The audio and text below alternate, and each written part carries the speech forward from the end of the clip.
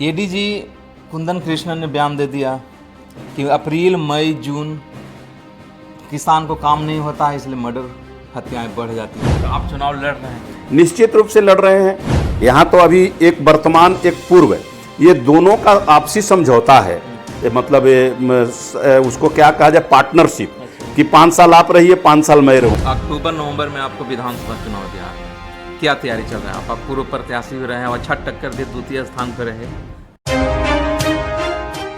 नमस्कार, आर्चा न्यूज़ के digital platform पर आपका स्वागत है। मैं हूं अरविंद कुमार। आज हमारे साथ हैं लोक जनशक्ति पार्टी रामविलास के प्रदेश महासचिव और रफीगंज विधानसभा के 2 बार के पूर्व विधायक प्रत्याशी प्रमोद कुमार सिंह जी। सर, आर्चा न्यूज़ पर आपका बहुत बहुत स्वागत है। बहुत बहुत धन्यवाद आर्चा न्यूज़ को और आपके फॉलोवर को मैं बहुत बहुत धन्यवाद और बधाई देता हूँ।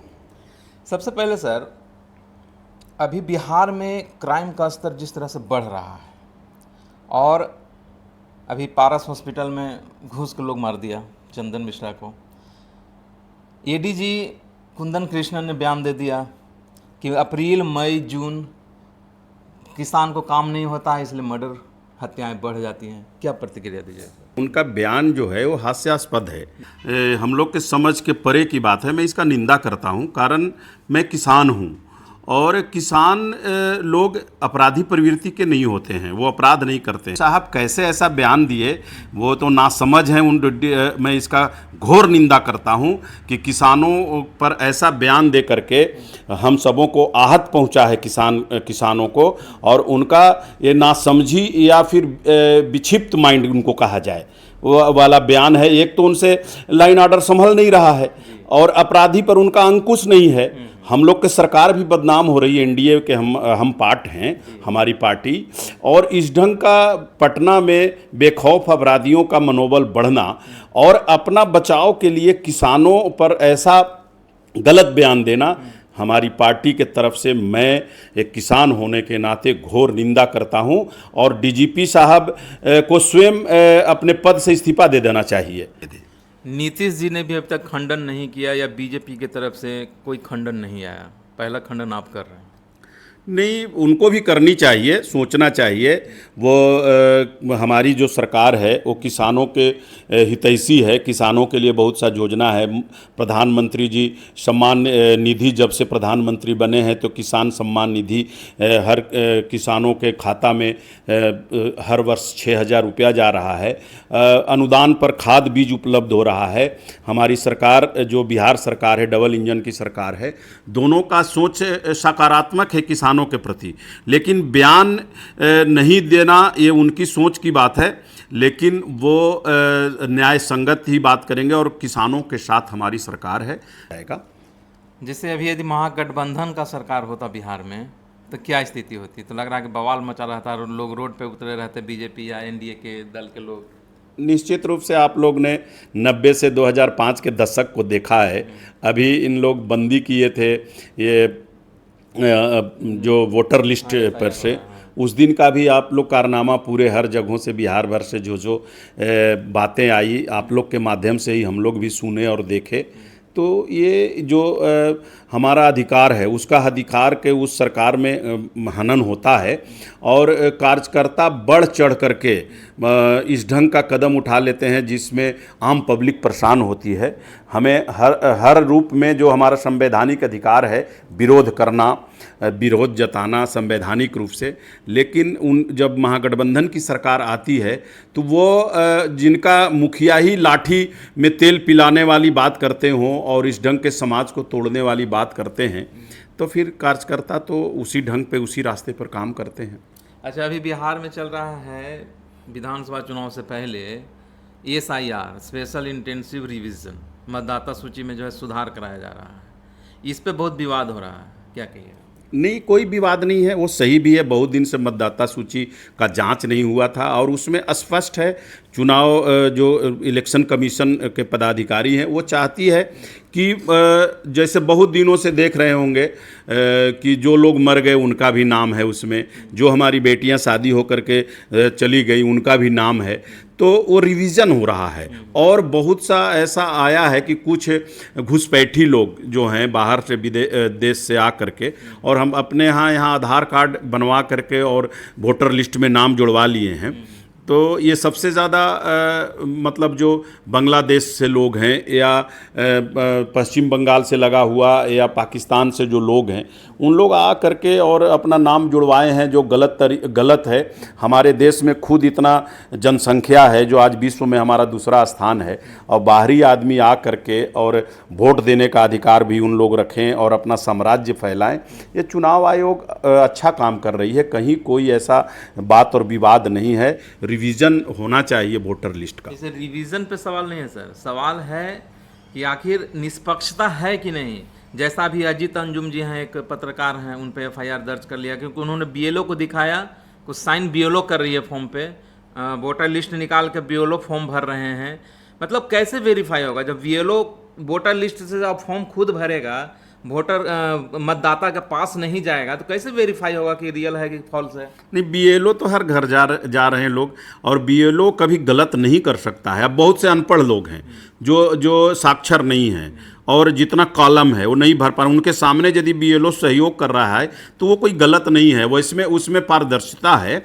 और जो लोग हैं, बीएलओ को एक एक घर की जानकारी है गांवों तक कि कौन व्यक्ति हैं, किनका नाम जुड़ना चाहिए, किनका नाम नहीं जुड़ना चाहिए, और वो सहयोगात्मक दृष्टि से उन लोग ऐसा फार्म वार्म भर रहे हैं। उसको मुद्दा नहीं बनाना चाहिए और ये बहुत हाईलाइटेड नहीं करना चाहिए।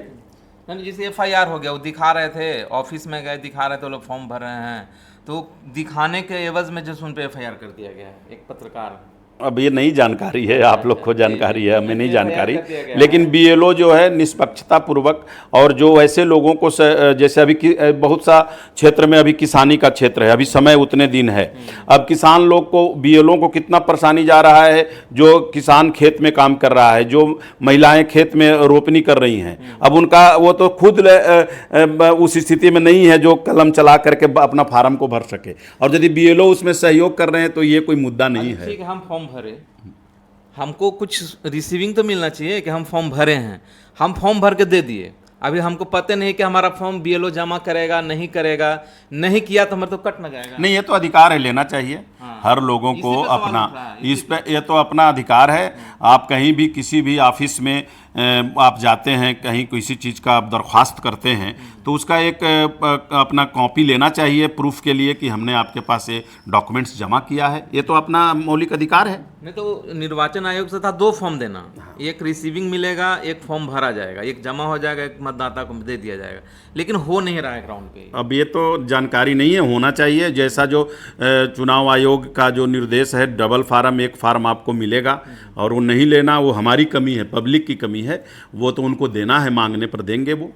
अच्छा सर, अब अक्टूबर नवंबर में आपको विधानसभा चुनाव है बिहार में, क्या तैयारी चल रहा है? आप पूर्व प्रत्याशी भी रहे, और अच्छा टक्कर दिए, द्वितीय स्थान पर रहे पिछले विधानसभा चुनाव में, इस बार की क्या तैयारी है सर? हमारी तैयारी के बारे में जो आप सवाल किए, हम तो रफ़ीगंज विधानसभा में प्रत्याशी के रूप में नहीं हैं। हम तो एक परिवार मानते हैं रफ़ीगंज विधानसभा वासियों को, और रफ़ीगंज विधानसभा वासी भी हमें एक परिवार का सदस्य मानता है।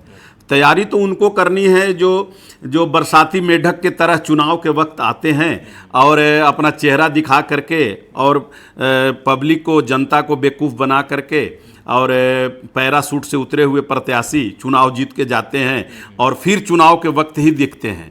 मैं तो लगातार उनके बीच में बना रहता हूँ, सुख में दुख में, हर तरह से। जो एक परिवार के मुखिया का दायित्व होता है, एक परिवार के सदस्य का जो दायित्व होता है, वो मैं निभाता हूँ। और मेरी तैयारी तो जनता करवाती है रफ़ीगंज की, और उन लोग कहते हैं कि आप चुनाव लड़िए। तो आप चुनाव लड़ रहे हैं कि नहीं? निश्चित रूप से लड़ रहे हैं, कारण कि जो आज 55-56 हज़ार निर्दलीय रहने के बाद भी लोगों ने जो वोट दिया है, फिर वो तो हमें विधायक मानती है, हमको नेता मानती है, और उनका यदि मैं चुनाव नहीं लड़ूंगा तो उनसे मेरा परिवार का नाता टूट जाएगा। उनके तक पहुंचूंगा, उनकी समस्या, उनके खुशी, उनके गम में खड़ा होने वाला विधानसभा में कौन है? यहाँ तो अभी एक वर्तमान, एक पूर्व, ये दोनों का आपसी समझौता है।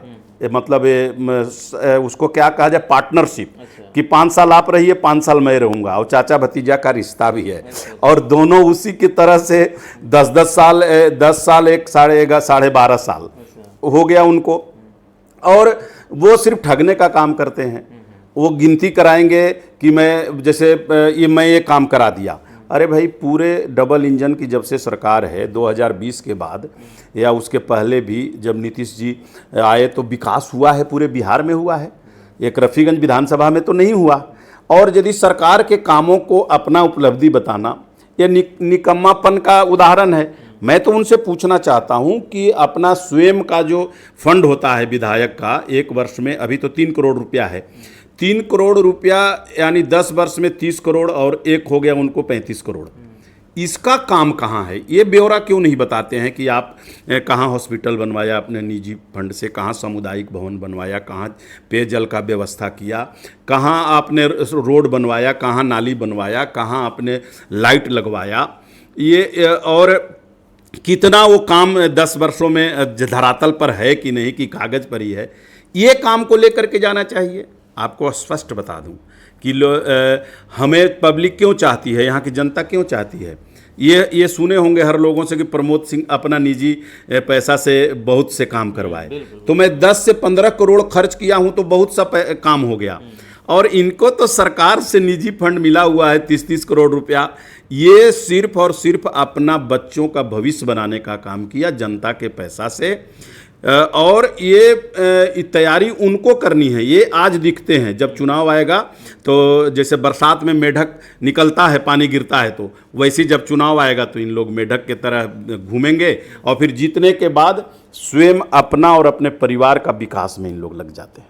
अच्छा, इस बार के चुनाव में पहले तो आप लोग थे एनडीए महागठबंधन, लेकिन इस बार जन स्वराज भी एंट्री मार चुकी है और ग्राउंड पे वो अपना मेहनत भी खूब कर रहे हैं लोग, क्या कहिएगा? नहीं, ठीक है, ये लोकतंत्र है, प्रजातंत्र में सबको अपना अपना पार्टी बनाने का, चुनाव लड़ने का अधिकार है। और जन स्वराज अच्छा मुद्दा लेकर के आए हैं, जो जमीन से जुड़ा हुआ मुद्दा है। और विशेषकर मैं प्रशांत किशोर जी को बहुत पसंद करता हूं, इसलिए कि उनका जो मुद्दा है वो ज़मीनी और जो आज हमें बिहार को चाहिए वो मुद्दा है। और हमारी सरकार भी उस पर काम कर रही है।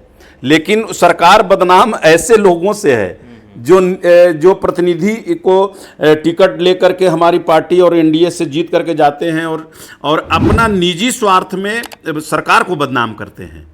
नहीं तो एनडीए का ही सब सोच है और विकास हुआ है नीतीश जी का। और अब जब से एनडीए का, मोदी जी का डबल इंजन का सरकार हुआ 2020 के बाद, काफ़ी विकास हो रहा है बिहार में।